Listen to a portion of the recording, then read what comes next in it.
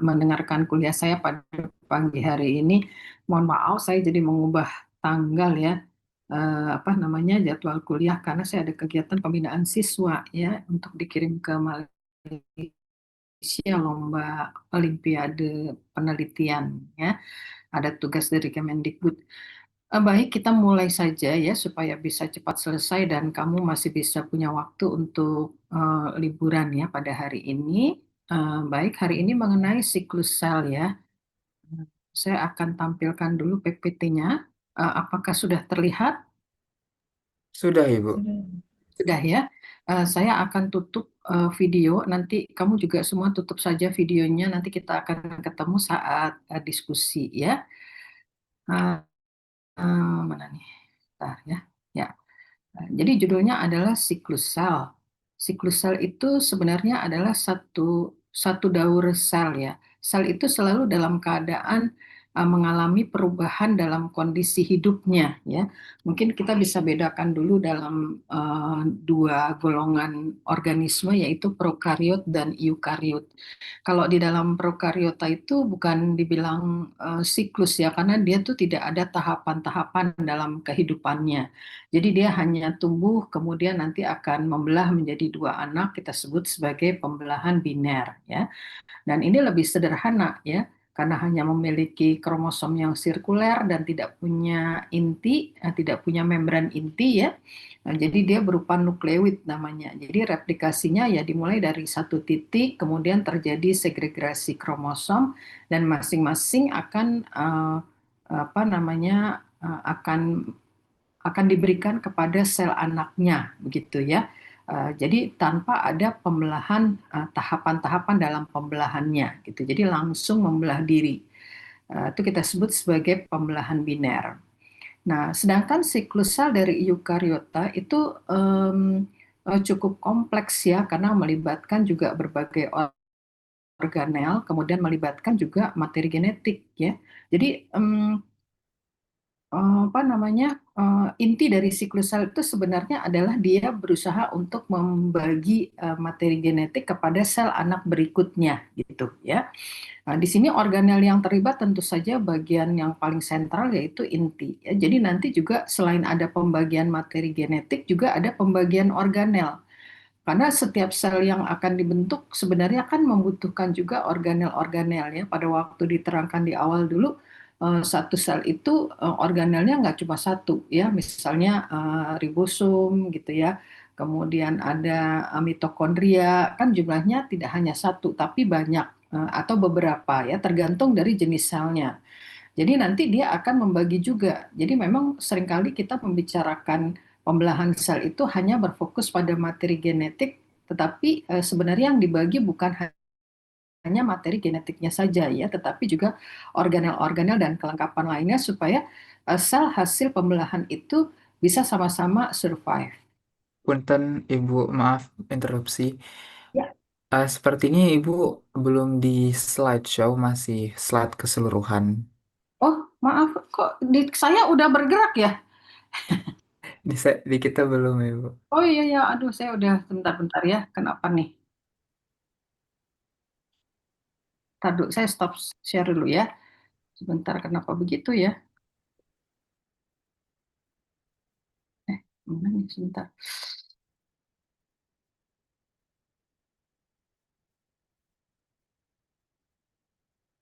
Kok jadi panik dah saya nih kemarin. Bentar ya, kenapa sih? Zoom share.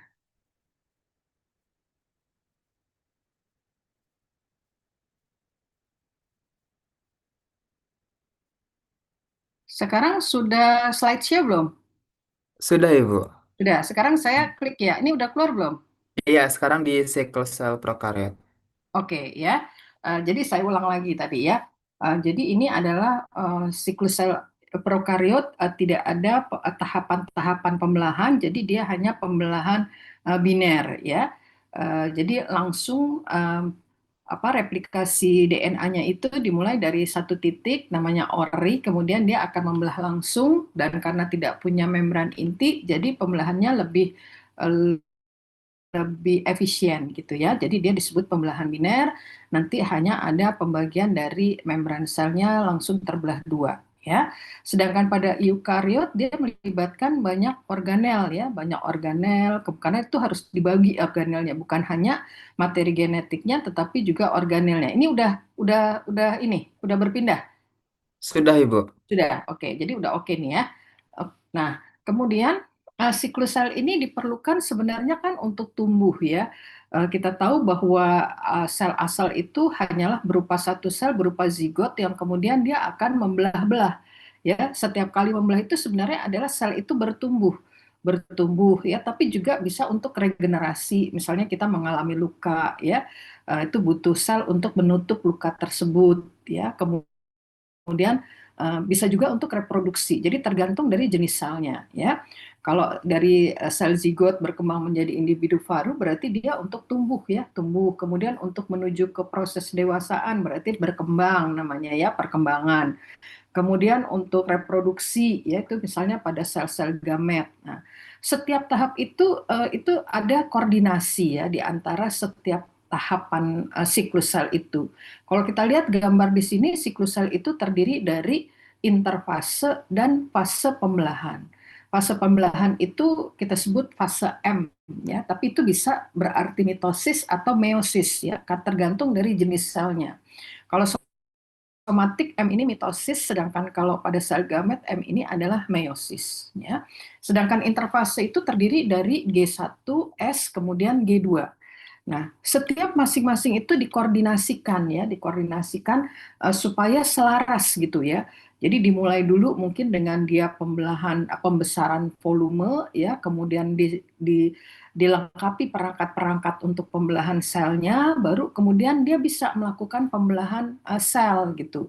Makanya dibilang ini terkoordinasi ya, terkoordinasi antara satu tahap dan tahap berikutnya ya. Nah, ini tampak di sini ya. Jadi ini waktu pembelahan ini kalau kita lihat kan fase interfase itu justru lebih lama ya, lebih lama dibandingkan pembelahannya itu sendiri. M ini hanya sekian saja nih kalau kita bandingkan dalam satu lingkaran ini, maka yang lebih dominan justru fase interfase.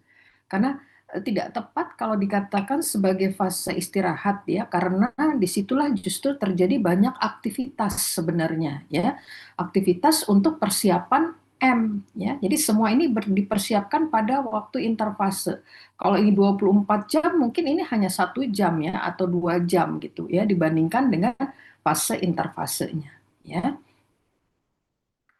Oke, jadi mitosis adalah kita bagi dua ya, mitosis dan meiosis. Jadi mitosis ini adalah pembelahan sel somatik secara normal dan kemudian akan menghasilkan dua sel anak dengan jumlah kromosom dan materi genetik yang sama. Jadi kalau asalnya sel somatik itu adalah 2N atau diploid, nanti dia akan membelah dengan jumlah kromosom yang persis sama ya. Jadi 2N juga masing-masing ya, makanya disebut dengan pembelahan yang identik. Tujuan dari mitosis ini adalah memperbanyak sel ya. Jadi tadi ya kalau dia dari sel zigot kemudian dia memperbanyak diri gitu ya sampai membentuk proses diferensiasi. Untuk tumbuh, untuk berkembang ya, mengganti sel-sel yang rusak ini dalam saat penyembuhan luka.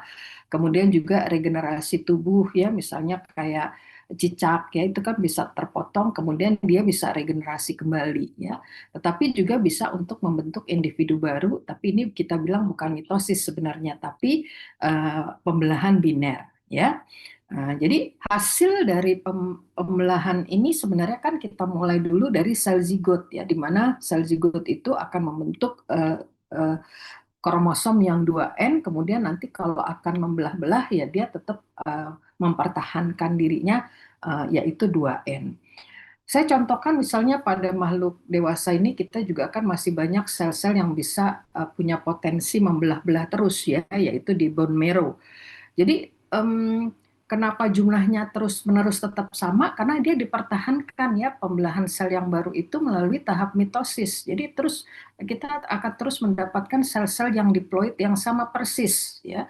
Ini secara teoritis ya. Tapi nanti kalau misalnya ada mutasi dan lain sebagainya, nah itu namanya mutasi de novo ya. Tapi semuanya terus persis sama karena nanti akan direplikasi dari sumbernya ya. Jadi sampai kita meninggal pun sebenarnya semua sel, semua gen di dalam tubuh kita itu akan tetap sama karena dipertahankannya melalui pembelahan mitosis gitu ya. Nah, ini tadi ya, bahwa satu siklus sel itu terdiri dari beberapa fase yang sangat terkoordinasi. Mulai dari dia tumbuh dulu ya, jadi sel yang awal itu mula-mula dia akan tumbuh membesar, volumenya 2 kali lipat dari sel yang ada di sekelilingnya, supaya nanti kalau dia terbagi, maka terbaginya menjadi sama persis dengan sel-sel di sekitarnya. Karena status sel itu beda-beda ya, walaupun dia dalam satu jaringan, bisa saja dalam satu lapang pandang nih kalau kita lihat, sel itu dalam keadaan metafase, ada yang interfase, ada yang fase gitu. Jadi nggak bareng-bareng walaupun dia itu berdekatan, ya. Nanti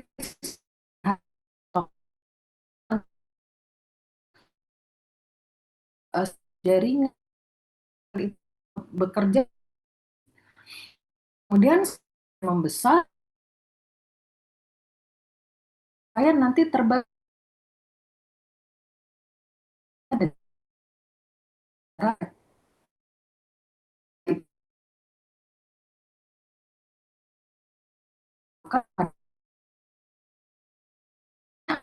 ya,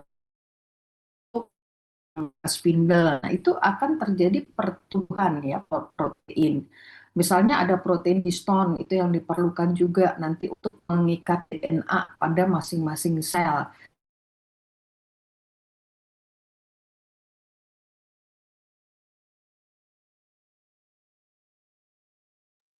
Ibunya keluar ya, guys. Ah, Ah, ibu sempat terputus. kenapa ya? Anu, mana dia nih tadi PowerPoint. Sekarang gimana? Eh, Udah keluar sudah terlihat ya, Bu, terlihat jelas. ya? Yang tadi juga kan ya? Iya, masih yang tadi.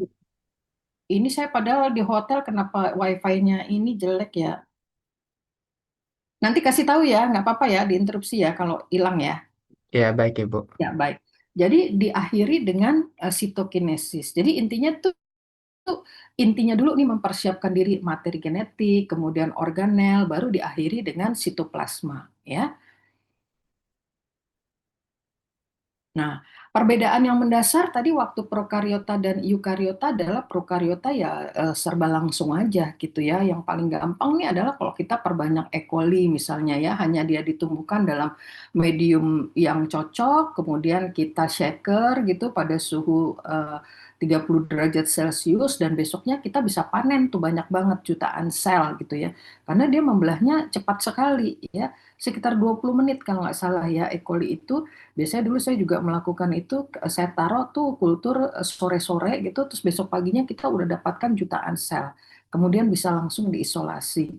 Sedangkan pada eukariot ini prosesnya cukup panjang ya, karena tadi tiap fase itu dipengaruhi oleh apa namanya berbagai faktor, kemudian banyak yang dilakukan pada tiap tahap, dan ini sangat dipengaruhi oleh growth factor ya, growth factor, growth hormone gitu untuk menyesuaikan kebutuhan daripada sel itu. Jadi intinya sel itu sebenarnya berusaha untuk mencapai suatu keadaan yang homeostasis gitu ya.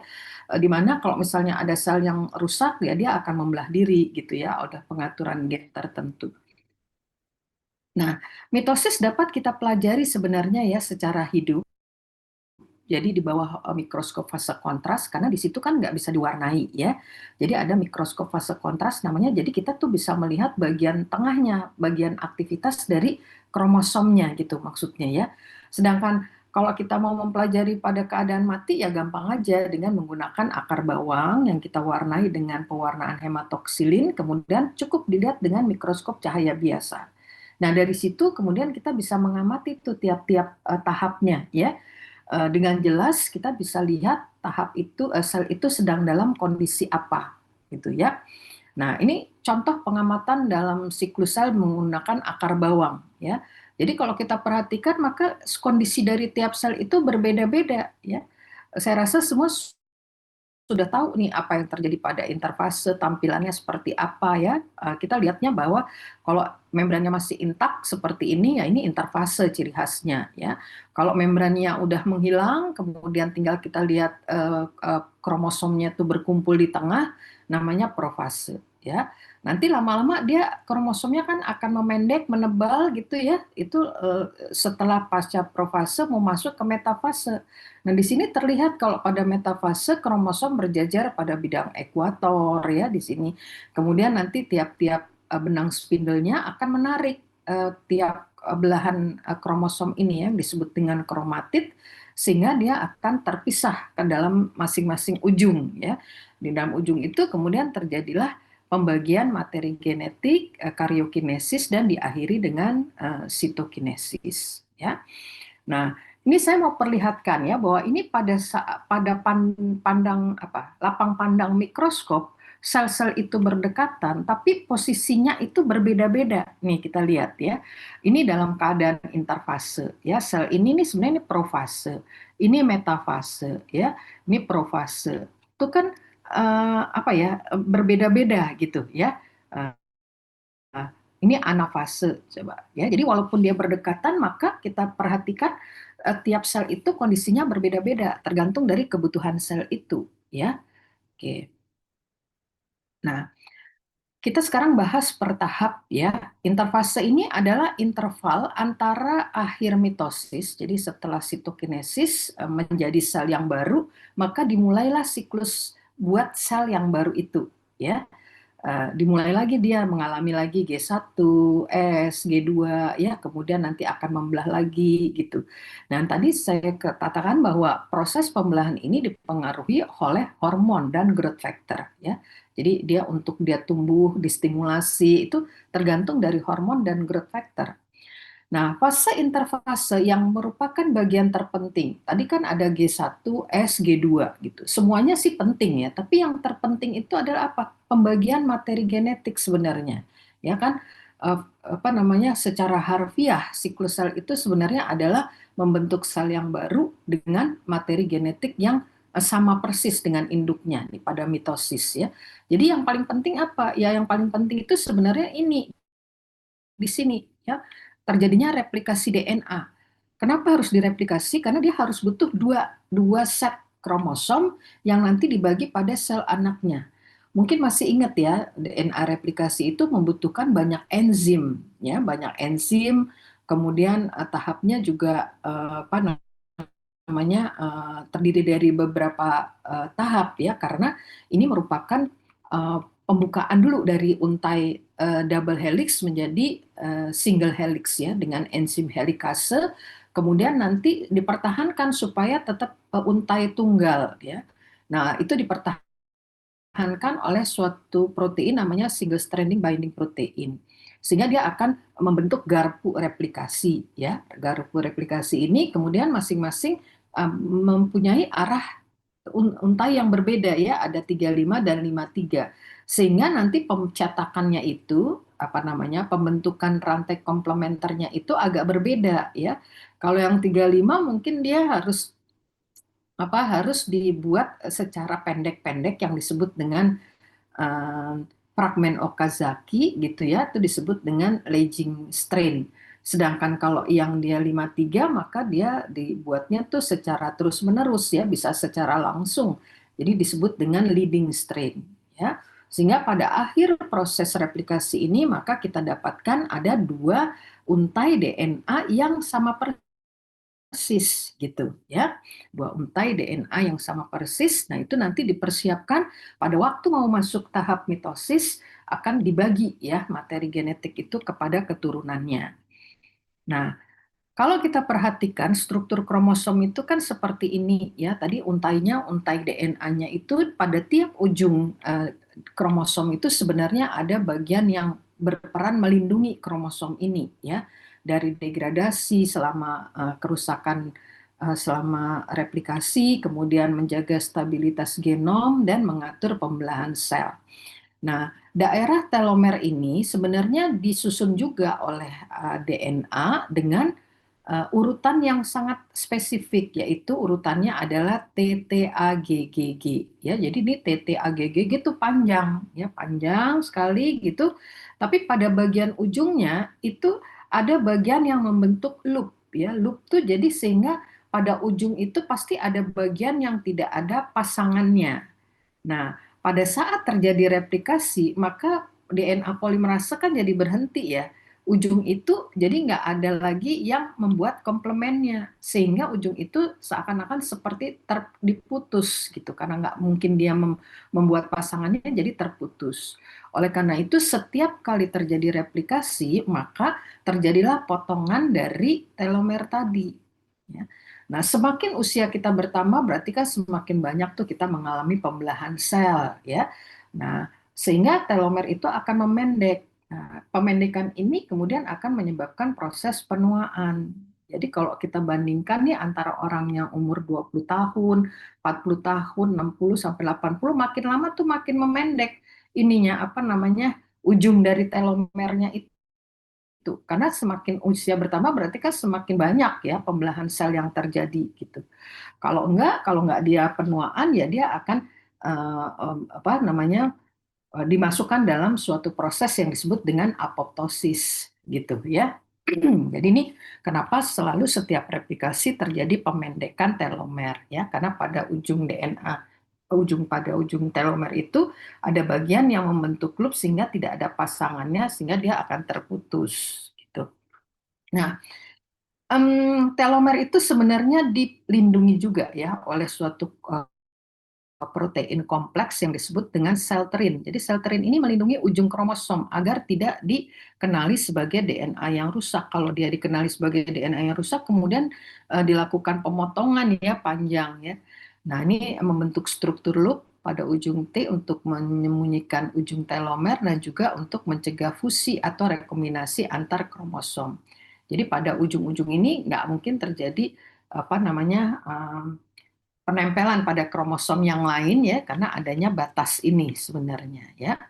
Nah, itu tadi saya jelaskan bahwa terjadi fenomena end replication problem karena setiap kali DNA itu bereplikasi maka dia tidak bisa menyalin pada setiap ujungnya karena akan-akan seperti ada bagian yang tidak ada pasangannya ini ya apa tidak dikenali gitu ya sehingga dia tidak bisa melakukan penambahan pada ujung ini ya jadi RNA primernya terputus sampai di sini gitu sehingga makin lama makin pendek ya.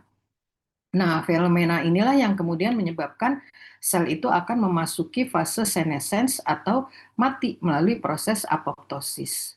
Nah, pada beberapa sel seperti nih ya, sel germinal, misalnya sel kelamin, kemudian sel punca, di mana dia itu punya apa namanya kemampuan untuk dia membelahnya lebih cepat, gitu biasanya tuh memiliki enzim telomer. Jadi telomerase ini adalah memperpanjang telomer dengan menambahkan kembali urutan yang tadi spesifik TTAGG ini ya. Namun kalau dia itu penambahannya sangat banyak, maka ya tentu jadi selnya membelah-belah terus-menerus ya. Nah, itulah yang menyebabkan terjadinya kanker gitu ya. Oke, sekarang kita masuk dulu ya kepada siklus sel dan mitosis. Tadi saya sudah jelaskan bahwa setiap tahap ini itu bisa kita amati dengan baik ya dengan melihat karakteristik dari setiap fase ya, terutama nih fase mitosisnya ya. Fase mitosisnya kan tadi ada interfase, fase, metafase dan sebagainya kan kalau kita perhatikan bagian ini punya spesifikasi sendiri-sendiri ya. Gambarannya tuh sangat khas, jadi kita bisa membedakan. Saya rasa semua sudah mampu membedakan ini ya. Ini hanya clue ya untuk setiap tahap bahwa G1 itu ditandai dengan pertumbuhan sel. Jadi volumenya 2 kali lipat daripada sel awal. Kalau fase S, ingat aja sintesis. Apa yang disintesis itu adalah DNA dengan cara replikasi ya. Replikasi yang kita pakai sekarang ini adalah replikasi yang semi konservatif. Kemudian fase G2 ini mempersiapkan pertumbuhan protein-protein juga yang digunakan untuk perangkat. Kalau tadi untuk membesarkan sel, ini untuk komponen pembelahan sel itu sendiri ya. Nah, jadi setiap sel itu akan melewati tahapan ini. Ada kekecualiannya ya, kecuali pada saat apa namanya cleavage dari sel zigot menjadi morula itu pertumbuhannya sangat cepat sehingga dia tidak lagi mengandalkan adanya G1 G2 ini ya. Yang penting dia membelah cepat gitu. Jadi ukurannya lebih kecil makanya ya. Jadi hanya replikasi gitu ya. Ini nanti mungkin bisa baca sendiri ya gambaran pada interfase yang pasti dia membran intinya masih intak ya. Kemudian kalau profase tadi ditandai dengan kromosomnya kan yang kromatin ya. Awalnya kromatin nanti akan memendek, menebal, membentuk membentuk kromosom ya. Membentuk kromosom sehingga nanti akan terlihat kromosomnya akan mengganda ya, terjadi spiralisasi, coiling gitu ya. Kemudian nanti dia akan menuju ditarik oleh benang-benang spindle. Saya rasa waktu membahas mikrotubulus ini pasti sudah ada penjelasan ya bahwa ada organel sentriol namanya yang dia kemudian akan mengalami polimerisasi dari protein penyusunnya yang disebut dengan mikrotubulus ya. Nah, pada saat pembelahan sel terjadilah polimerisasi dari mikrotubulus ini membentuk 3 macam mikrotubulus ya. Jadi ini karena sintesis protein juga ya, mikrotubulus yang terdiri dari subunit tubulin ya, ada tubulin alfa, tubulin beta, ini akan membentuk perpanjangan ya. Jadi ada astral mikrotubulus itu yang warnanya hijau, jadi kayak seperti astral bintang ya. Kemudian ada kinetokor mikrotubulus, ini yang warnanya biru, jadi memegang pas tepat pada bagian tengah yang disebut dengan sentromer kromosom, sedangkan interpolar mikrotubulus ini yang warnanya pink, jadi dia bentuknya apa, menyusunnya itu secara overlapping. Nah, mikrotubulus ini sangat penting peranannya ya pada saat pembelahan sel karena dia ini harus memaksa dalam tanda petik ya, memaksa kromosom itu berjajar di bidang ekuator. Ekuator tuh bidang tengah-tengah gitu ya. Jadi sengaja dipaksa kromosom itu dengan cara diikat ya, diikat, dipegangi oleh mikrotubulus ini sehingga dia tepat di tengah. Kenapa harus di tengah? Karena setelah itu setiap lengan dari kromosom ini yang disebut dengan kromatid akan ditarik oleh tiap-tiap kutub itu menuju ke kutub yang berseberangan. Nah, tahap ini sangat penting ya, karena kalau dia nggak ketarik, maka salah satu sel akan kekurangan, sedangkan sel yang lainnya akan kelebihan, kan gitu ya. Jadi tahap ini sangat penting peranan dari mikrotubulus ini ya, untuk memaksa kromosom tepat berjajar di bidang ekuator. Nah, jadi metafase ini terlihat bahwa ada 3 proses kegiatannya di mana dia akan terjadi distribusi, kemudian kongregasi, dan orientasi. Nah, karena dia berada pada bidang ekuator, maka semua kromosom itu tampak jelas. Jadi kita bisa lihat tuh dengan bagus di bawah mikroskop ya. Kita bisa hitung. Jadi ini merupakan stadium yang sangat tepat untuk menghitung kromosom. Oleh karena itu, pada saat pemeriksaan kromosom, kita sengaja berikan zat yang namanya colchicine. Zat ini bisa memberhentikan pembelahan sel tepat pada tahap metafase. Ya, kemudian kita pecahkan selnya, kemudian kita bisa lihat di bawah mikroskop itu akan terpencar-pencar gitu ya kromosomnya. Jadi bisa kita hitung tuh. Kalau udah anafase ya dia udah terbagi ya, jadi mungkin agak sulit kita menghitungnya. Nah, jadi ini tahap yang sangat baik untuk menghitung jumlah kromosom. Anafase ini tadi ya setiap kromatid itu akan ditarik pada kutub yang berseberangan yang kita sebut sebagai daughter kromosom. Dan telofase adalah tahap akhir ya. Jadi nanti setelah dia mengelompok pada satu ujung, nanti akan diikuti dengan pembagian organel dan pembagian sitoplasma sehingga nanti akan terbentuk 2 sel anak yang identik ya. Nah, jadi seperti ini ya. Jadinya ada protein otot dari sel yang disebut dengan aktin dan miosin ini membentuk kontraktil ring sehingga semua kromosom yang sudah menuju ke kutubnya masing-masing ini bisa terpisah gitu ya dengan baik gitu ya. Jadi ini akan membentuk inti sel ya, inti sel dulu, kemudian nanti organel di sekelilingnya akan ikut terbagi juga ya. Kemudian membuat sitoplasma yang baru ya, cleavage ya. Cleavage membentuk cincin kontraktil, kemudian dia akan menghasilkan dua anak yang sama persis gitu.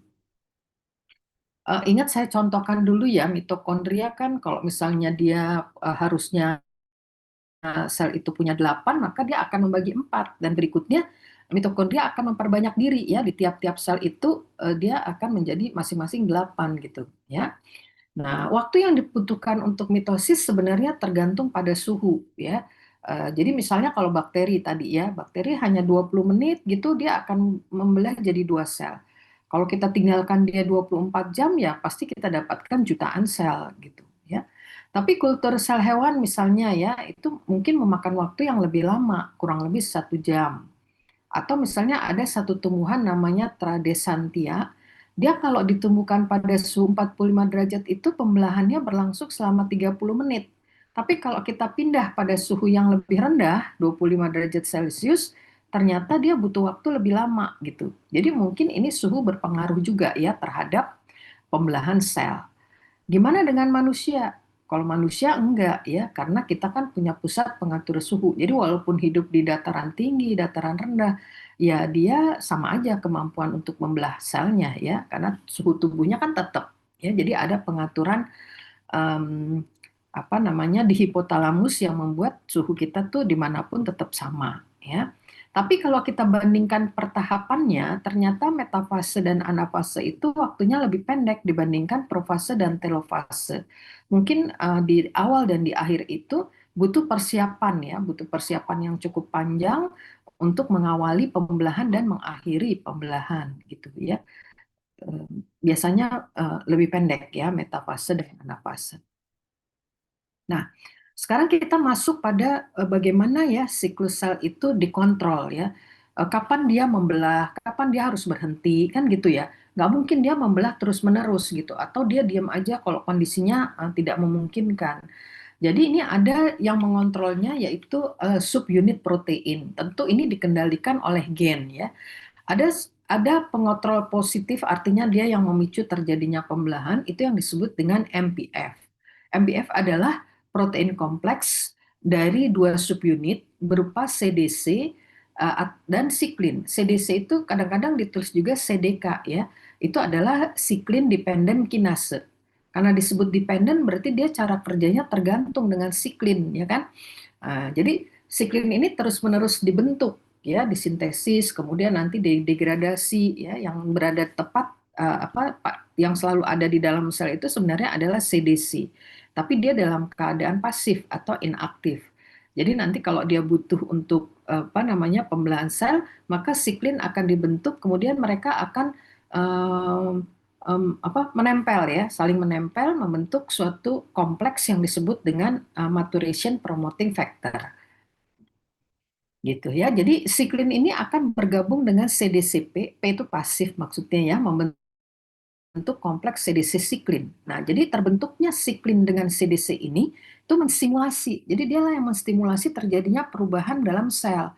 Misalnya terjadi kondensasi kromosom. Tadinya kan bentuknya kromatin ya, nggak mungkin dia tiba-tiba terus memendek, menebal, membentuk kromosom kalau nggak ada yang nyuruh, nggak ada yang merintahkan gitu. Jadi itu yang menstimulasi adalah ini ya, faktor MPF ini. Ya. Kemudian berikutnya terjadi fragmentasi lamin, nuklear lamin. Masih ingat dulu ya, struktur inti kan dia dikelilingi oleh membran sel, bagian dalamnya tuh ada subunit protein yang disebut dengan nuklear lamin. Nah itu harus dihancurkan ya, tadi karena waktu interfase dia akan hancur. Kemudian dia akan dibentuk lagi nanti pada waktu mau akhir dari pembelahan sel ya untuk sel yang baru tadi ya. Jadi dia dihancurkan kemudian akan dibentuk kembali. Kemudian yang ketiga perubahan sel siap untuk mitosis. Ya, jadi butuh persiapan tadi kan ya ada pertumbuhan volume, kemudian pembentukan DNA dan lain sebagainya, dan assembly membran inti. Jadi penyusunan kembali membran inti setelah pembelahan sel ya. Jadi itu dikelilingi lagi nanti pada waktu interfase. Jadi demikian penting ya CDC dan siklin. Nanti kalau baca di literatur sama CDK, CDC itu sama ya. Dan nanti ada jenis-jenisnya yang berbeda-beda juga ya. Jadi ini saya cerita secara umum. Kalau kamu nanti mungkin pada sel hati, sel ginjal gitu ya, pembelahan selnya mungkin ada subunit proteinnya yang beratnya mungkin berbeda-beda. Nah, itu penamaannya tersendiri ya, tapi komponennya tuh tetap sama, namanya protein siklin dan protein CDC gitu ya. Nah, ini saya mau ingatkan kembali bahwa kondisinya kan waktu sel itu istirahat seperti ini ya. Jadi ada bentuknya benang kromatin, kemudian ini ada membran inti, ada nuklear lamin gitu. Yang ini nanti akan dihancurkan kemudian harus dibentuk kembali gitu ya. Nah, itu diperankan oleh MPF. Nah, gimana pembentukan MPF? Jadi dalam keadaan awal kan CDC itu inaktif ya. Jadi dia akan bergabung dengan siklin membentuk pre-MPF. Nah, dibentuknya itu karena ada peristiwa defosforilasi ya dari gugus asam amino, kemudian dia akan menempel membentuk subunit yang disebut MPF tadi, kemudian menginisiasi mitosis dengan cara 4 tahap tadi ya. Dia apa namanya menginisiasi perubahan kromosom ya, terjadi kondensasi pembentukan protein ya, sampai kemudian terbentuknya assembly dari membran inti. Nah, nanti kalau sudah selesai tahapan itu maka dia akan didegradasi, diinaktivasi MPF-nya, jadi dipisahkan sehingga siklinnya akan dihancurkan, tinggallah CDC sendiri. Nah, karena dia berupa protein maka dia akan dihancurkan oleh enzim pendegradasi protein ya, berupa enzim proteolitik, sehingga kemudian dia akan terpisah ya. Jadi CDC akan berada dalam sel sedangkan siklinnya akan mengalami degradasi. Nanti kalau dia mau masuk pembelahan berikutnya lagi, siklinnya dibentuk lagi ya. Dibentuk lagi, kemudian terjadi defosforilasi, kemudian menempel, membentuk MPF. Aduh maaf.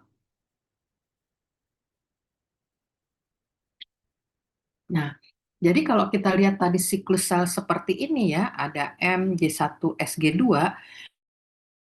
ini untuk memicu terjadinya, kita mulai dari M dulu ya. Dari M ini akan ada pembentukan MPF ya antara CDC dengan siklinnya.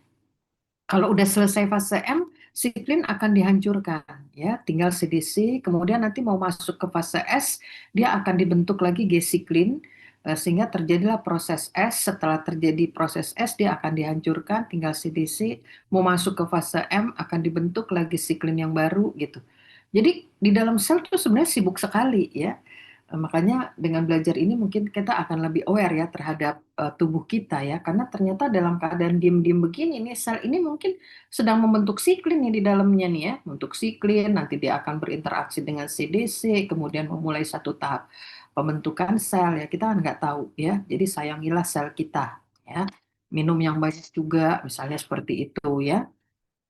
Nah, degradasi siklin sangat berperan dalam finalisasi dari proses mitosis ya. Kenapa? Karena tadi setelah selesai proses tersebut, maka dia harus dihancurkan. Ya. Nah, sekarang kalau enzim yang berperan untuk menghancurkan itu tidak bekerja, maka dia terus-menerus dalam keadaan terikat dengan CDC sehingga terjadilah pembelahan tahap itu terus-menerus. Nah, ini yang kemudian menjadi penyebab timbulnya kanker, ya, pertumbuhan sel yang tidak terkontrol. Nah, gambar ini sebenarnya hampir sama dengan gambar sebelumnya, tapi ini memperlihatkan adanya proses defosforilasi dulu ya.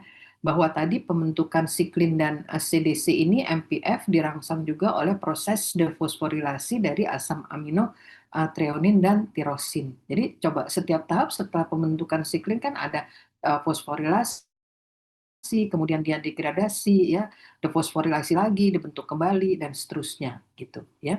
Jadi setiap tahap kayaknya nggak bekerja sendiri ya, selalu ada proses awal yang menstimulasi terjadinya perubahan itu ya. Nah, yang kedua adalah start point. Jadi ini kontrol ini juga melibatkan tadi antara interaksi CDC dan G-siklin ini, di mana dia dipengaruhi oleh berbagai faktor luar ya, seperti nutrisi berupa makanan ya, kemudian berupa hormon, berupa growth factor gitu. Jadi kalau orang itu mengalami kekurangan makan, maka dia nggak bisa masuk ke fase interfase. Karena selain gen yang berperan kan juga adanya stimulasi dari faktor eksternal ya, apalagi untuk memulai sintesis protein gitu ya. Sehingga dia akan berhenti dulu sesaat sampai terpenuhinya faktor-faktor tadi ya.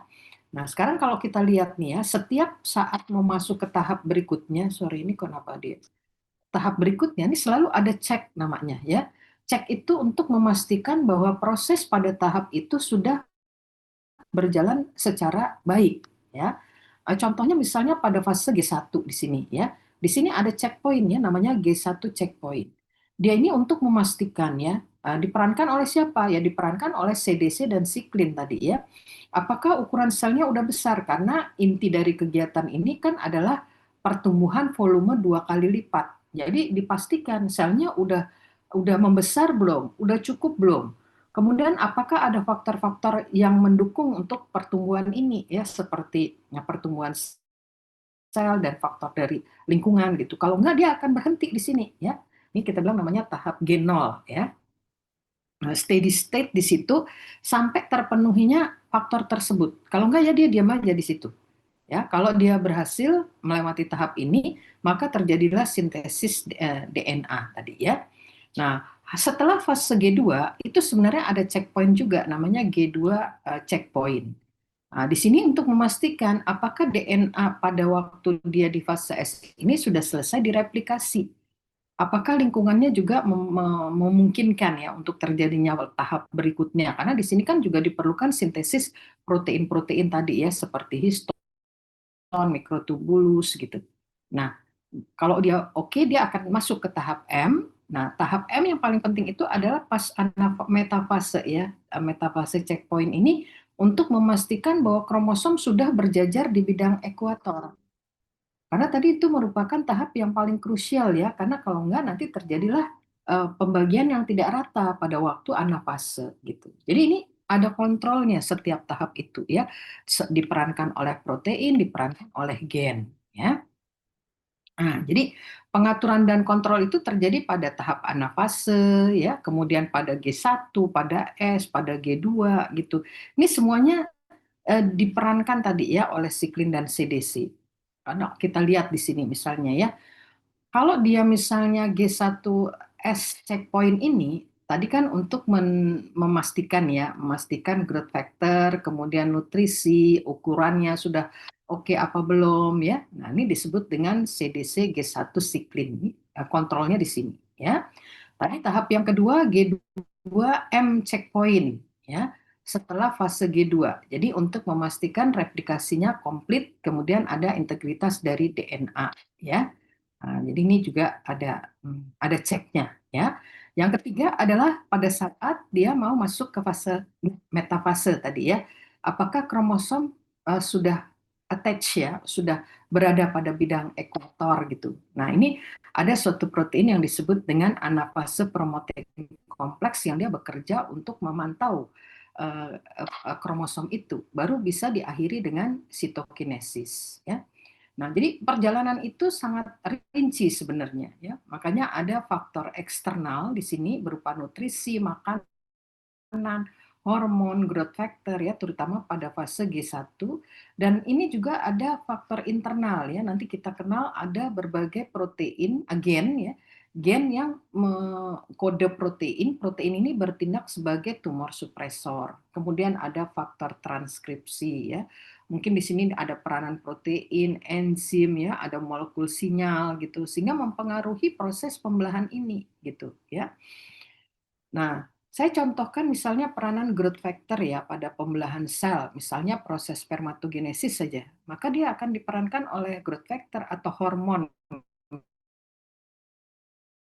misalnya ya, itu yang sebagai memicu terjadinya pertumbuhan sel. Pada sel-sel target, maka dia punya reseptor yang mampu mengikat growth factor. Ya, jadi terjadilah ikatan antara ligan dengan reseptornya. Kemudian dia melalui proses transduksi sinyal. Mungkin masih ingat ya, transduksi sinyal itu kan macam-macam ya. Ada yang melewati protein inositol, trifosfat, ya kan ada yang menggunakan second messenger misalnya. Nah, melalui proses transduksi sinyal ini kemudian dia akan menstimulasi terjadinya aktivitas gen. Jadi terjadilah pembelahan sel. Nah, di sini juga diperankan oleh adanya faktor transkripsi namanya ya. Faktor transkripsi itu ada berupa E2F, kemudian dia tidak bekerja sendiri tetapi ada faktor gen RB namanya retinoblastoma.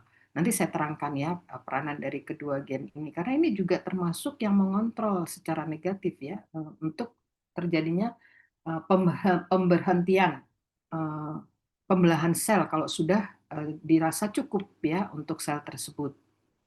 Nah, jadi peranan checkpoint adalah menjaga integritas genetik ya dengan menghentikan sementara siklus jika ada masalah, kemudian memberi kesempatan untuk memperbaiki ya. Jadi makanya tadi ada checkpoint G1S checkpoint ini ya. Jadi apakah DNA-nya udah cukup ya, apakah ada yang rusak. Jadi nanti mungkin memberi waktu ya untuk bekerjanya repair DNA gitu ya. G2M checkpoint, apakah DNA udah selesai direplikasi, kalau ada kerusakan masih diberi waktu ya metafase itu untuk memastikan bahwa kromosom itu sudah berada pada benang-benang spindle di bidang ekuator ya. Jadi ini sebenarnya untuk memastikan bahwa setiap tahap berjalan secara normal gitu ya. Nah, ada kalanya tadi ya apabila dia tidak terpenuhi, maka sel itu akan masuk ke dalam genol ya, jadi tidak ada aktivitas pembelahan. Nah, beberapa sel pada manusia ini yang memang sudah distatuskan ya, namanya sel-sel hati, sel liver gitu. Dia berada pada G0, jadi diistirahatkan. Tetapi nanti kalau dia misalnya ada kerusakan gitu ya, ada stimulasi, maka dia bisa masuk lanjut ke sel berikutnya. Jadi artinya kalau rusak dia masih bisa ada tahap perbaikan. Tapi kalau sel saraf itu sel yang memang sudah mencapai masa diferensiasi akhir. Jadi dia udah terspesialisasi. Akibatnya dia ya udah diberhentikan pada tahap G0 dan tidak akan pernah membelah lagi. Nah, oleh itulah sebabnya kenapa semakin tua kemampuan otak kita itu, neuron-neuron itu makin berkurang. Namun bisa dirangsang ya untuk tetap dia punya memori artinya ya. Makanya orang-orang yang sudah tua itu jangan biarkan dia diem. Dia harus membaca, misalnya membacanya tuh macam-macam ya, atau bisa nonton TV, bacanya juga macam-macam juga, boleh mengaji, misalnya mendengarkan lagu. Jadi ada aktivitas yang untuk tetap mengaktifkan sel-sel memorinya gitu, supaya nggak demensia ya. Kalau dia udah berhenti aja ya dia lama-lama demensia, Alzheimer gitu ya. Nah, jadi betapa pentingnya ya peran NPF tadi. Ya, ini saya mempertekankan banget peranan dari MPF sebagai pengontrol sel. Kenapa? Karena dia inilah yang menstimulasi terjadinya tahapan eh, tahapan dari sel itu ya, misalnya terjadi kondensasi kromatin ya menjadi kromosom, kemudian pecahnya membran nuklei, kemudian terjadi fragmentasi dari badan Golgi dan retikulum endoplasma. Lihat ya, kalau retikulum endoplasma bentuknya kan saluran-saluran panjang tuh, mulai dari membran inti sampai ke membran sel. Jadi udah pasti waktu pembelahan sel dia tuh akan mengalami degradasi, nanti dibentuk kembali gitu ya. Baru diakhiri nanti ada pembentukan spindle-spindle ini dari mikrotubulus tadi yang jumlahnya 3 ya. Jadi ini sangat penting peranan dari MPF ini ya. Oke, para ahli ada orang yang meneliti khusus ya tentang siklin dan CDC ini dan mereka sudah mengamati tuh bahwa memang terjadi degradasi dari siklin setiap selesai dia bekerja, kemudian dibentuk kembali. Makanya akan tampak seperti ini ya pada fase M dia akan meningkat, kemudian akan menurun, meningkat lagi gitu ya. Ini udah melalui penelitian nih oleh ahli yang khusus mempelajari tentang siklin ya. Jadi dengan demikian maka kita bisa bilang bahwa regulasi siklus sel itu pengatur utamanya adalah siklin dan CDC. Ya, dengan checkpointnya itu adalah gen-gen yang bekerja sebagai penjaga genom. Itu adalah gen TP53 atau gen P53. Ya, dia bisa mendeteksi kerusakan DNA, bisa menghentikan siklus sel sementara, kemudian tiga ini kemudian mengalami mutasi, maka tugas besar itu juga analisis pada gen P53-nya ini. Apakah dia juga mengalami mutasi gitu, sehingga kok nggak ada kontrol terhadap pembelahan sel. Nah, ekspresi gen ini berbasis fase ya. Tadi tergantung ya, misalnya fase G1 berarti itu ada gen-gen yang berperan untuk mensintesis protein dan organel. Pada fase S itu dia juga untuk replikasi DNA. Kalau pada G2 gen-gen yang mengatur pembentukan mikrotubulus ya. Dan ada juga inhibitor dari molekul ini yang menghambat CDK ya. Tadi ada di dalam tubuh kita tuh juga disertai adanya inhibitor ya, gen-gen yang berperan sebagai inhibitor sehingga mencegah pembelahan sel yang tidak terkendali. Nah, ini yang diperankan oleh tumor supresor gen. Nah, selain itu tadi kan ada peranan dari E2F ya dan RB. Jadi peranan utama ini sebenarnya juga turut mengontrol pembelahan sel. Jadi ini adalah faktor transkripsi yang bekerjanya tuh berhubungan dengan protein RB. RB itu adalah retinoblastoma. Jadi kalau misalnya dalam keadaan dia ini terikat faktor transkripsi E2F ini oleh retinoblastoma, maka dia tidak bisa menempel pada gen yang dimaksud. Sehingga gen ini tidak bekerja. Tapi kalau misalnya terjadi fosforilasi pada protein RB sehingga dia tidak mampu mengikat E2F, faktor ini, nah faktor ini berikatan dengan gennya, maka gen ini akan mengalami akan bekerja ya, membentuk ekspresi gen gitu. Jadi selain faktor CDK dan siklin, ini juga diatur oleh adanya regulasi negatif dari ikatan antara faktor transkripsi E2 dan gen RB ya. Lagi-lagi ini dua-duanya protein ya. Kalau kedua protein ini mengalami mutasi, ya dia bisa menyebabkan gagalnya pengaturan dari sel. Nah, karena ini erat kaitannya dengan pembelahan sel, kalau dia tidak normal, maka terus bisa menjadi pertumbuhan sel yang tidak terkendali, ya kan? Jadi dia akan memicu terjadinya kanker. Jadi di dalam tubuh tuh ada gen-gen yang bersifat protoonkogen. Protoonkogen tuh gen-gen yang terlibat dalam pembelahan sel. Kalau kita cek gitu ya di literatur, maka protoonkogen ini bisa dilambangkan dengan tiga tiga huruf ya, misalnya MIG ya, kemudian MOS gitu ya, yang bekerja pada pembelahan sel, EBL itu semua adalah protoonkogen. Nah, protoonkogen kalau dia mengalami mutasi, maka dia akan berubah menjadi onkogen. Onkogen itu artinya menstimulasi terjadinya kanker. Nah, gen-gen protoonkogen kita itu ternyata beberapa ada yang identik dengan yang dimiliki oleh virus. Jadi bedanya gimana? Untuk penamaannya protoonkogen itu diawali dengan C ya, misalnya CMYC, CMOS ya, CABL misalnya. Dan itu diidentik dengan gen yang ada pada virus, tapi virus itu diawali dengan V ya, VMOS. Maksudnya itu yang ada pada virus. Jadi kalau virus itu kemudian bisa punya yang sama dengan kita, maka dia bisa masuk berintegrasi ke dalam genom ya, sehingga menggantikan protoonkogen yang kita miliki. Nah, itu cara kerja dari virus tuh salah satunya karena dia punya sekuen yang mirip dengan kita ya. Eh, Yaitu gen-gen yang bersifat protoonkogen. Nah, selain itu juga kita punya gen-gen supresor tumor. Jadi ini untuk menjaga stabilitas pembelahan. Jadi untuk menghentikan ibaratnya gitu ya. Kalau yang ini kan untuk menstimulasi pembelahan protoonkogen ini menstimulasi untuk dia terjadinya pemberhentian ya. Uh, jadi ini tadi yang termasuk RB tadi ya, protein RB, P53 ya itu yang bersifat sebagai gen supresor tumor. Nah, kelainan pada siklus sel bisa terjadi selain tadi kanker ya, berupa mitosis yang tidak terkendali, itu bisa terjadi endomitosis. Endomitosis itu artinya dia udah oke nih sampai karyokinesis ya, pembagian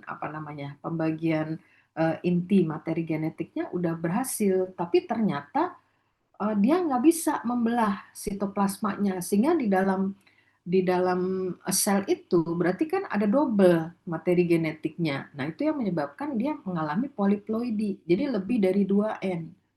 Ya kan? dia udah terbelah dua, intinya ada dua, tapi nggak terpisah gitu ya. Polyploid itu artinya individu itu memiliki lebih dari dua end. Nah, ini udah dicoba ya pada tumbuhan, ternyata ini menghasilkan suatu bibit yang unggul. Dan itu dicoba ya pada tanaman pepaya ya. Ternyata dia tuh warnanya menjadi lebih merah, tahan hama ya.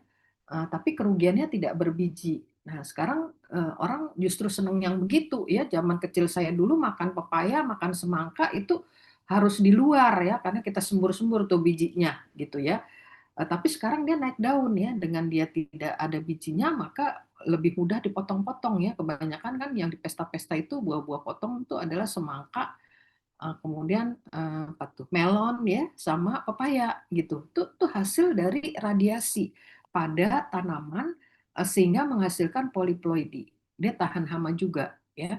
Tapi kalau hal ini terjadi pada manusia, pada hewan gitu, hasilnya malah pertumbuhan yang abnormal ya, bahkan menjadi monster, kemudian keguguran, abortus gitu. Contohnya aja misalnya kelebihan satu kromosom udah menjadi sindroma ya kan pada manusia. Apalagi dia ada 2N, 3N, oh, dia nggak selamat gitu ya. Yang aneuploidy berarti itu kelebihan atau kekurangan ya, satu atau dua kromosom masih bisa hidup ya, tapi disertai dengan berbagai kelainan. Kemudian kromosom iso.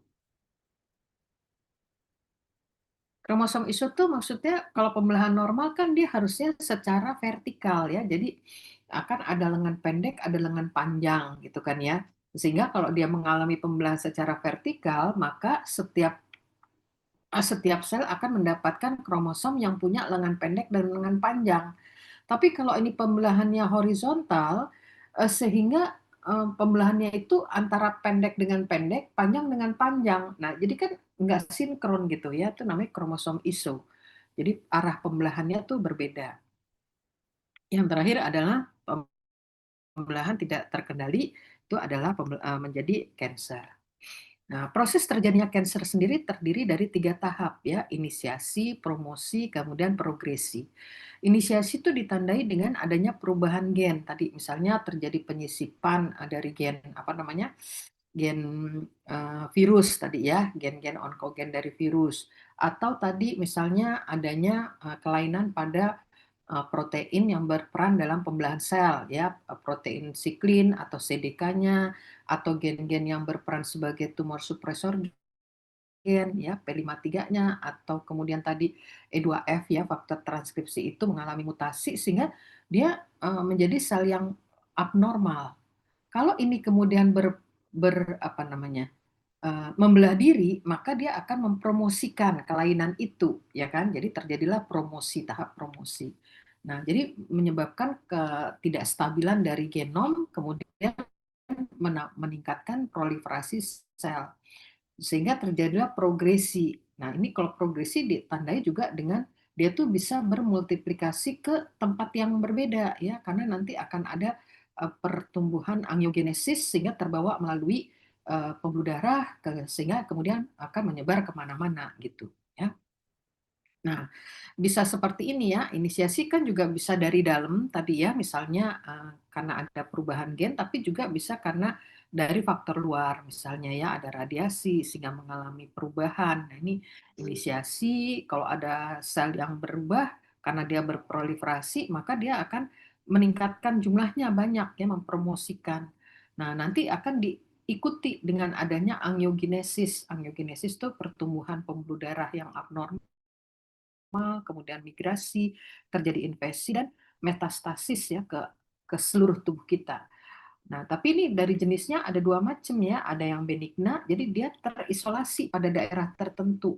Tapi kalau dia maligna, yang jenisnya ganas, maka dia akan mengikuti aliran darah, sehingga dia progresi ke semua organ gitu. Kalau benigna, ya dia menempel aja di situ, tapi membesar gitu ya. Eh, Kanker kolon misalnya ya, itu banyak itu yang dia lokalisasi, tapi ada juga yang dia bisa bermultiplikasi kemana-mana ya. Nah, lamanya waktu untuk tiap tahap itu juga berbeda-beda pada beberapa hewan ya. Ini yang sudah diteliti, kita lihat nih beda-beda nih pada tiap G1, S, G2, dan M-nya. Tapi kalau pada sel embrio tadi nggak ada G1, jadi langsung tuh ya, makanya ukurannya kecil karena tidak ada G1, G2. Oke, itu tadi mitosis ya. Sekarang kita ke meiosis. Kalau meiosis tuh sebenarnya kan hampir sama ya dengan mitosis, cuma dia tuh pembelahannya dua kali dan terjadinya pada sel-sel gamet ya atau sel kelamin. Sehingga di sini ada suatu reduksi. Reduksi itu pengurangan ya, pengurangan jumlah kromosom, set kromosom. Kalau tadi diploid menjadi diploid, maka kalau meiosis ini dia akan ada reduksi dari 2N menjadi N ya. Tujuannya apa? Tujuannya supaya karena ini nanti akan bersatu dengan sel gamet lainnya untuk membentuk zigot, maka diupayakan setiap akhir pembelahan gamet itu hanya haploid. Begitu dia mengadakan penyatuan, fertilisasi, akan terbentuk yang diploid lagi. Begitu seterusnya ya, karena kalau enggak, maka induknya 2N, nanti anaknya 4N, berarti cucunya 8N, kan gitu ya. Jadi ini justru mempertahankan agar keturunan berikutnya itu tetap 2N gitu ya. Karena kita tahu kelebihan N aja itu akan menyebabkan terjadinya sindroma ya. Oke. Nah, yang membedakan antara mitosis dengan meiosis adalah pada saat profase meiosis, tadi kan pembelahannya dua kali ya, pada saat profase itu kromosom-kromosom pada sel-sel gamet itu tuh saling berdekatan antara kromosom paternal dengan maternal. Ini waktu Mendel sudah saya singgung sebenarnya ya. Jadi karena dia tuh berdekatan, maka terjadilah rekombinasi gen. Ya, jadi pertukaran gen antara kromosom paternal dan maternal, tentu pada kromosom yang homolog. Misalnya sama-sama kromosom nomor 5, sama-sama kromosom nomor 20 misalnya gitu ya. Nah, itu terjadi kombinasi. Makanya sel anak tuh kadang-kadang kan kombinasinya berbeda dengan sel induk. Kenapa? Karena adanya kejadian crossing over ini ya. Ini sesuatu yang normal saja. Jadi ini untuk menyebabkan adanya variasi pada keturunannya. Dan tidak hanya pada satu titik ya, misalnya begini kelihatannya cuma oh ini doang. Enggak, ya dia tuh bisa pada beberapa tempat ya kan, karena dia saling menempel itu ya terjadi kombinasi yang bermacam-macam ya. Makanya gamet kita itu ada yang mirip dengan ayah ya sifatnya dan ada yang mirip dengan ibunya ya. Jadi ini menyebabkan adanya variasi atau diversity dari kromosom-kromosom itu. Nah, titik persilangan inilah yang disebut dengan chiasma. Makanya ini hasilnya kan ada kombinasi ya, kombinasi antara kromosom paternal dan maternal. Nah, seluruh tahapannya itu berlangsung persis sama seperti mitosis. Artinya, oh kalau interfase ya dia membran intinya masih intak, kemudian sentriolnya tuh perlahan-lahan akan bergerak ya, membelah diri, kemudian bergerak ke arah kutub yang berlawanan, kemudian terjadi eh, penambahan ya subunit protein tadi tubulin tubulin tadi ya membentuk lagi lah astral mikrotubul kinetokor mikrotubul kan gitu ya polar mikrotubul terus ditarik. Nah karena tadi ini ada kombinasi maka kita lihat nih hasilnya ada kombinasi di antara kromosom-kromosom ini ya baik pada maternal maupun maternal. Nah kemudian yang tahap keduanya juga gitu ya diakhiri lagi setelah terjadi furrowing ya oleh adanya protein aktin miosin, kemudian nanti dia akan kemudian maka kita dapatkan jadinya 4 sel anak yang kromosomnya setnya itu haploid ya. Jadi dari diploid menjadi haploid. Nah, seperti ini ya. Jadi kalau ini ada dua kali pembelahan, ada meiosis satu, mitotik tuh mirip seperti itu ya. Mitosis jadi ada tahap satu dan tahap dua ya. Di sini akan ada 4 sel dengan set kromosomnya adalah haploid. Perbedaan yang mendasar udah pasti tadi ya, adanya kalau mitosis satu kali, kalau meiosis dua kali pembelahan. Kemudian pada mitosis tidak ada tetrat karena tidak ada apa namanya rekombinasi gen ya. Kemudian yang ketiga jumlah set anaknya itu sama-sama 2N, sedangkan meiosis itu N atau haploid. Dan yang keempat terjadinya pada sel somatik kalau mitosis, sedangkan meiosis ini terjadinya pada sel-sel gamet gitu ya. Dan tujuannya kalau mitosis ini untuk perbaikan sel, pertumbuhan sel, kalau meiosis untuk reproduksi gitu ya. Nah, mitosis sendiri kan kita bagi meiosis itu ada dua ya, ada pada gamet jantan dan pada gamet betina. Gamet jantan ini sel asalnya itu berupa sel spermatogonia ya atau spermatogonium. Itu adanya pada membran basalis dari tubulus seminiferus. Jadi kalau ini adalah testis, maka testis ini di dalamnya disusun oleh saluran-saluran ya yang namanya tubulus seminiferus. Nah, membran uh, apa namanya membran basalisnya ini merupakan inisial dari sel-sel spermatogeniknya gitu ya. Makanya pada pria selama testisnya masih ada, maka orang tersebut masih bisa memproduksi sel sperma ya, namun kualitasnya semakin menurun. Tapi masih bisa sampai kakek-kakek umur 80 aja mungkin masih bisa tuh membentuk, tapi kualitasnya kan sangat turun ya dibandingkan orang-orang yang muda. Dan proses pembentukan ini terjadi setelah adanya hormon ya, karena dia akan dipicu oleh hormon testosteron. Nah, jadi dari spermatogonium kemudian nanti akan mengalami pembelahan meiosis satu menjadi spermatosit primer, spermatosit sekunder menjadi spermatid, kemudian membentuk spermatozoa. Nah, di sini ada proses diferensiasi ya. Jadi dari bentuknya yang bulat, kemudian dia akan membentuk diferensiasinya menjadi bentuk yang berkepala lonjong, kemudian ada ekor dan ada leher, midpiece dan ada ekornya ya. Ini karena adanya akumulasi organel ya. Jadi organel yang ada di bagian kepala ini adalah terdiri dari badan Golgi ya. Badan Golgi, lisosom berisi enzim-enzim, sedangkan bagian midpiece-nya ini disusun oleh mitokondria ya, karena untuk menghasilkan energi diperlukan untuk pergerakan dari ekor gitu ya. Jadi ini ada proses diferensiasi. Nanti kalau kita bahas diferensiasi, ini salah satu contohnya ya, maksudnya dari bentuk bulat terus dia mengalami spermiogenesis namanya. Kalau ini kan spermatogenesis sampai terbentuk spermatid ya. Nah, spermatid menjadi spermatozoa itu ada diferensiasi bentuk ya, mulai dari ini apa namanya bentuk sel yang bulat menjadi bentuk yang seperti ini ya. Termasuk juga penyusunan kromosomnya ya. Kalau tadinya dia tuh oleh protein namanya histon, ternyata kalau pada sperma itu namanya proteinnya adalah protamin. Protamin. Jadi strukturnya itu bukan seperti histon. Kalau histon kan ada 8 subunit ya. Masih ingat nggak? H2A, H2B, H3, H4 dililit oleh H1. Kalau ini protamin bentuknya kayak donat gitu. Kenapa? Karena tuh dia supaya lebih kompak. Karena nanti si sperma ini kan sempat dia keluar dari tubuh ya. Tubuh laki-laki, kemudian dia masuk ke organ reproduksi wanita yang kondisinya jauh beda banget gitu ya. Jadi itu adalah mekanisme perlindungan materi genetik pada sperma. Oke. Sedangkan oogenesis ini agak berbeda ya. Jadi bayi wanita yang baru lahir itu sebenarnya sudah terjadi proses meiosis ya. Jadi meiosis pertama menjadi sel asalnya adalah oogonium kemudian menjadi oosit primer.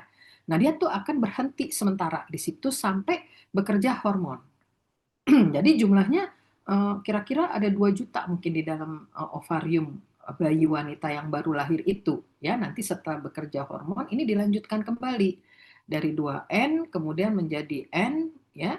Nah, nanti dia akan menjadi matang setelah terjadi apa namanya nih? Diinduksi oleh adanya proses fertilisasi ya, sehingga menjadi sperma yang menjadi ovum yang matang gitu ya. Jadi agak berbeda. Nah, karena dia tuh jumlahnya terbatas, maka setelah masa reproduksi, setelah masa pubertas dia akan mengalami oogenesis satu persatu begitu, sehingga ada masa akhirnya. Makanya pada wanita tuh akan diakhiri dengan suatu siklus yang namanya menopause. Ya, sedangkan pada laki-laki tidak pernah ada menopause. Ya, dia tuh selalu tetap bisa dibentuk asalkan testisnya masih ada, gitu ya. Jadi ini bentuk folikelnya dia dilindungi oleh suatu folikel-folikel ya. Kalau nanti folikelnya udah matang, dia keluar mengalami ovulasi, maka sisa-sisa sel itu akan membentuk korpus luteum yang akan menghasilkan hormon progesteron. Ya, progesteron ini digunakan untuk mempertebal dinding rahim supaya bayi itu bisa bertahan di situ.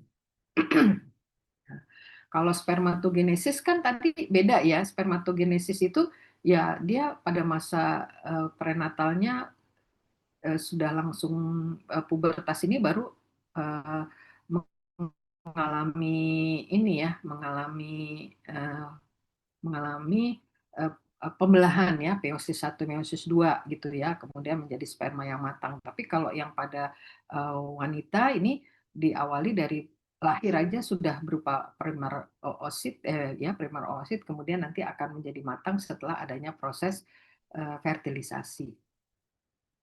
Nah, ini adalah summary-nya ya. Saya rasa nanti bisa dibaca sendiri, mulai dari replikasi DNA, kemudian jumlah pembelahannya, ada tidaknya sinapsis, dan jumlah dari anak, serta animal bodies. Jadi, hakikat dari siklus sel atau pembelahan sel itu sebenarnya adalah pembagian materi genetik ya kepada sel hasil pembelahannya. Bukan hanya materi genetik, tapi juga diikuti oleh pembagian organel ya, supaya sel yang baru juga bisa survive hidupnya gitu ya. Oke, ada pertanyaankah? Saya rasa itu cukup dari saya. Kalau ada pertanyaan boleh silakan.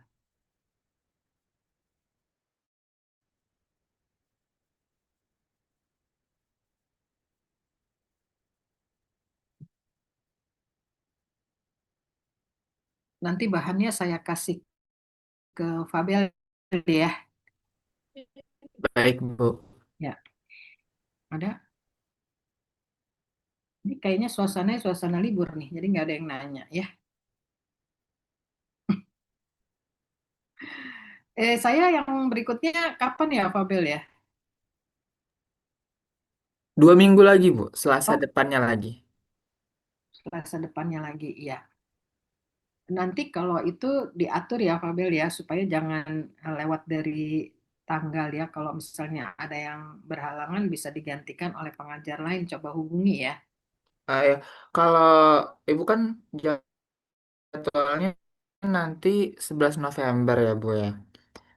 Jadwal lagi kelas Ibu 11 November, tapi 4 November itu Bu Pita berhalangan hadir digantikan jadi hari Saya Senin maju 10 aja. Saya November. maju aja 4 November karena kalau 11 malah nggak bisa. 4, oke, 4 November ya, Diferensiasi Bu kan ya ya berarti. terakhir ya. Baik. Ya, baik. I- iya, Baiklah, kalau tidak ada pertanyaan, terima kasih ya, Fabel. Tanggal 4 kita ketemu lagi untuk diferensiasi. Kalau emang ada pertanyaan, nanti disimpan aja dulu. Nanti kita ketemu tanggal 4 tuh. Nida anaknya udah mengajak mau jalan keluar katanya ya. Berkonsentrasi sebentar, saya akhiri sampai di sini. Assalamualaikum warahmatullahi wabarakatuh. Waalaikumsalam warahmatullahi wabarakatuh. Terima Terima kasih, Bu kasih, Anita. Bel.